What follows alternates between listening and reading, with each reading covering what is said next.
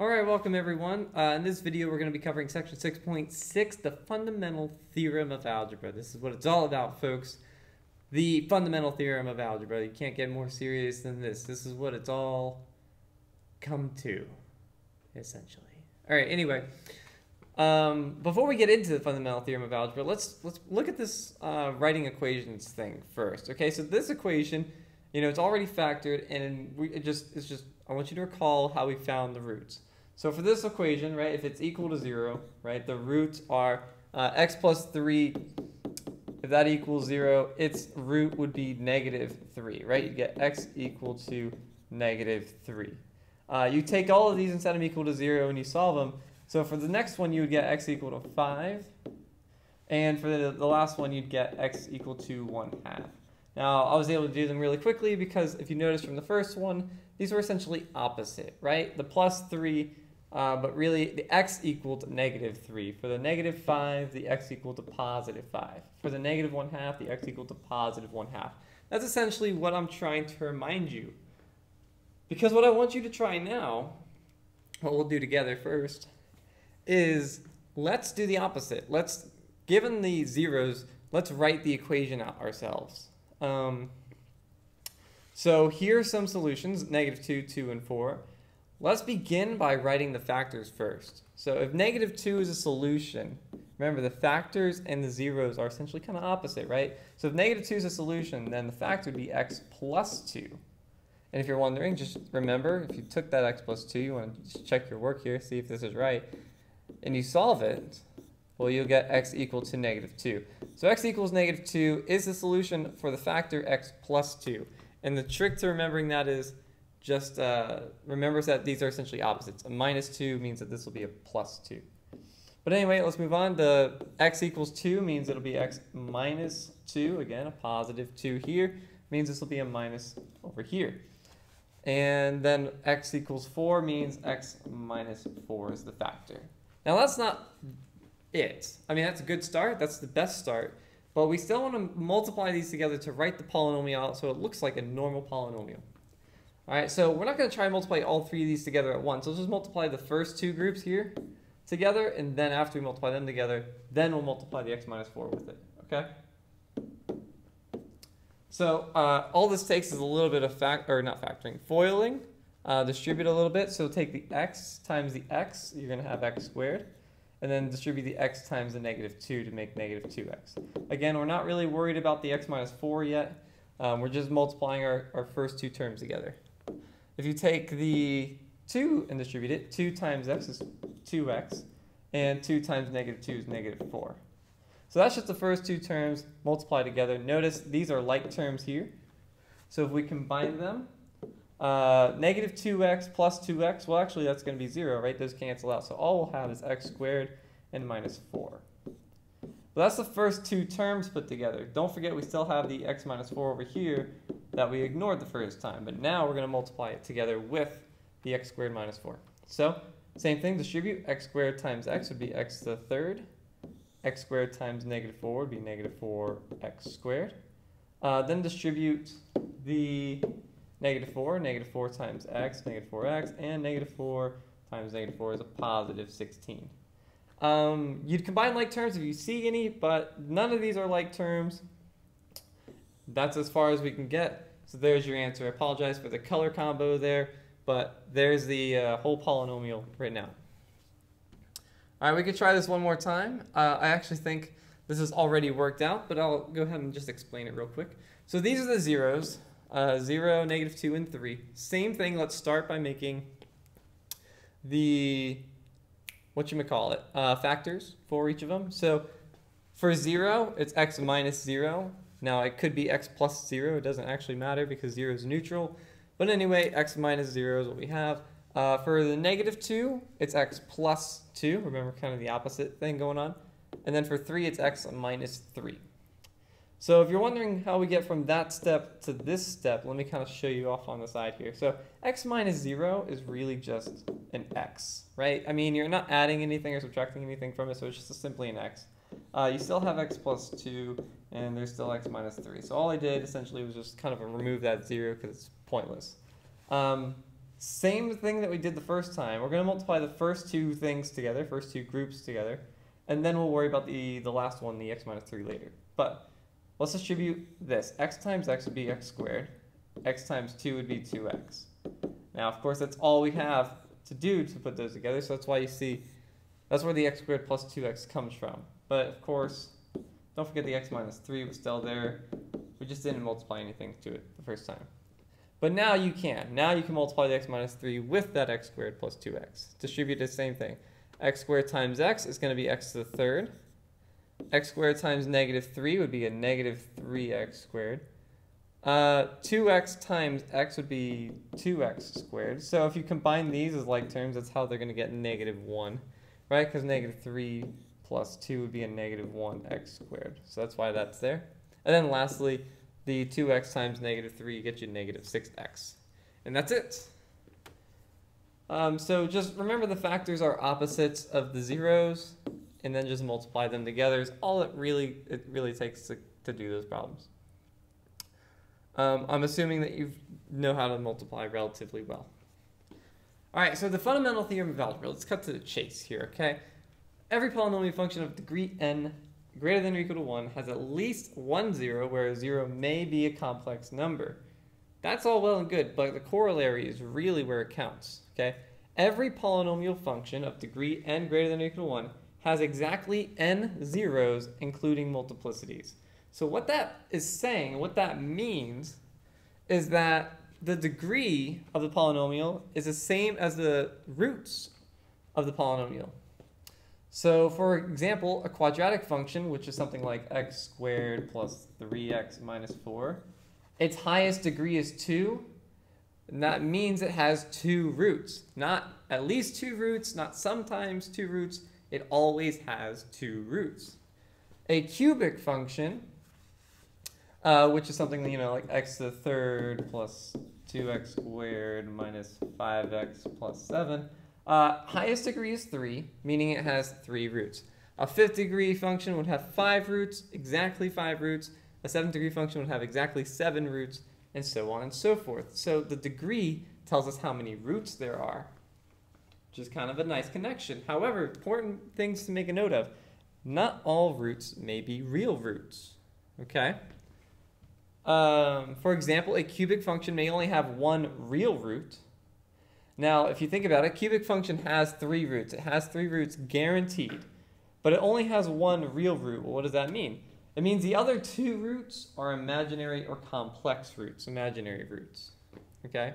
And the other important point to make there is that all imaginary roots come in pairs. You can never have an odd number of imaginary roots. So keep that in mind, because we'll be talking a lot more about that as well. But all imaginary roots would have to come in pairs.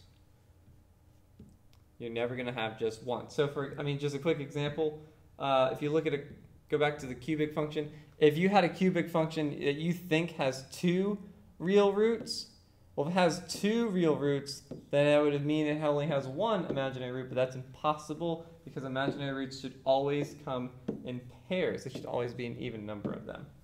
All right, so there's those little fun facts you need to know as well. Trivia right there.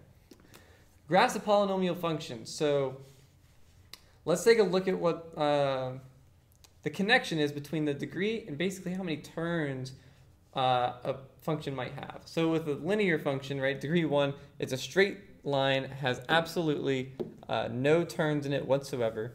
That's a linear function. A quadratic function, you'll see, it's kind of like a straight line, but then it has a turn, right? That's a degree of 2. A cubic function, right, so it's a straight line-ish kind of thing, it makes a turn like a quadratic, and then, oops, there's another turn. That's a degree 3 function. And each function essentially kind of adds another turn. So this one, see, makes a turn like a quadratic, another turn like a cubic, and then another turn, a 4th degree function.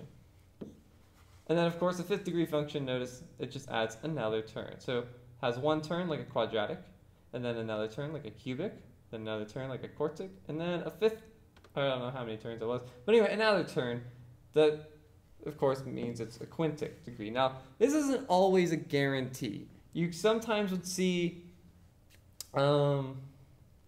functions that look like this, but might actually be a degree 5. But you're never going to see a function like this and say it's a degree 3. It's sort of it's saying at least it has at least this degree. It's never a guarantee because here we're just kind of looking at some sketch graphs. But it's safe to say that if it has this many turns, it has at least a degree of 5. If it has this many turns, it has at least a degree of 3. And more than likely, it is a degree of 3. But, you know, there are some times it could potentially be a little bit more. So even functions, of course, have an even power, the 2nd degree, 4th degree, 6th degree, have both end behaviors going in the same direction. So let me go back a slide real quick, and you'll see what I mean. Let's look at the even functions. So degree of 2, that's an even function. Notice both ends are going upwards. Now again, both could be going down. It doesn't really matter which direction they're going, but the fact that they're both going the same direction is key. Even functions always go the same direction. So look at the degree 4. It's going up on both sides. So it has an even direction. Same direction on both sides. Okay. For an odd function, you could probably see where this is going. Odd functions are the opposite. They have end behaviors going in opposite directions, opposing directions. So we'll take a look at the odd functions here just to kind of illustrate that point. So notice a degree of 1, odd degree, right? It's going down on the left and up on the right. Opposite directions on opposite sides. Degree 3, going down on the left, up on the right, so pointing opposite ways. Degree 5, going down on the left, up on the right, pointing opposite ways. Now, it doesn't always have to be down on the left, up on the right. If it's a negative function, it might look something like this, where it's going up on the left and down on the right. But the point is, both ends are going different directions. That's what's going to be obvious to you to make it an odd function. Okay, that's kind of a giveaway. Even functions point the same way, odd functions point opposite ways. Okay, and a couple other important notes. Total roots can be often determined by the number of waves or turns in the function. Like I said, if it has just like one turn, we can assume it's at least a quadratic. If it's got something like this going on, it's probably a cubic, right? So just based on how many different waves or how many turns you see in the function, it's sometimes helpful to figure out how many roots it might have, what degree is it. Another point, real roots can be determined by the number of x-intercepts. Okay, so real roots, it's pretty easy. You look at how many x-intercepts there are. However, it does include multiplicities, which can throw you off a little bit, but we'll talk about what those are in a moment. Imaginary roots can be determined by difference of total roots and real roots, because total roots equals the real roots. I just broke my pen. Uh-oh. I'll have to figure out how to do that. The total roots equals real roots plus imaginary roots. This is not good, folks. All right, so let's say a function has 5 total roots, but we only see 3 x-intercepts, 3 real roots. That would mean, of course, it would have to have 2 imaginary roots, because if it has 5 roots in total because it's a 5th degree function, and we only see 3 real roots, then we know that the other 2 roots are imaginary roots. Okay? Remember, imaginary roots always come in pairs, so you'll never have this be an odd number. It should always be an even number. They always come in pairs. So let's take a look at these 3 graphs here. These are all quadratics. They're all degree of 2. So we're going to assume that each of these has 2 roots. All right, but let's see how we can determine whether it has real roots or imaginary roots real quick. So the function on the left, notice it's got 2 very obvious x-intercepts. Those 2 very obvious x-intercepts means that this has 2 real roots. Okay?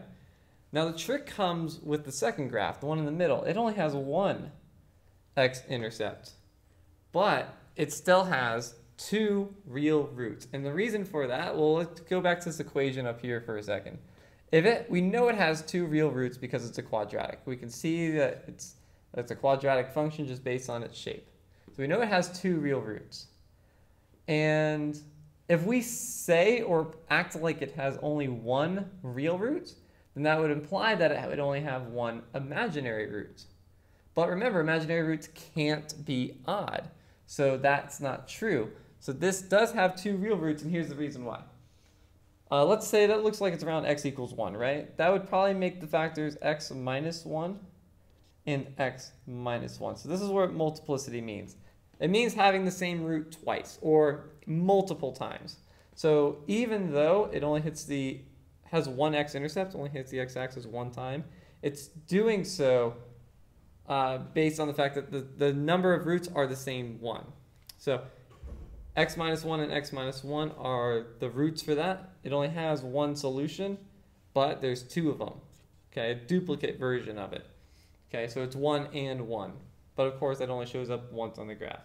That's why, though, there are two real roots for multiplicity. And the last one, notice it has no x-intercepts. It doesn't cross the x-axis at all or touch the x-axis at all. So it has 0 real roots. Therefore, it must have 2 imaginary roots.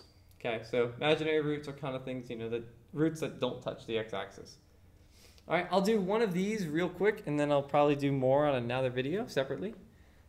But we got plenty of these graphs, so we can kind of practice our knowledge with. So, is this an even or an odd function? Well, they both go the same direction. The end behaviors both go up, so that would mean it's even. Not because it goes up, but because both are going the same direction. That's why it's even. Positive or negative? Well, the fact that they're going up makes this positive.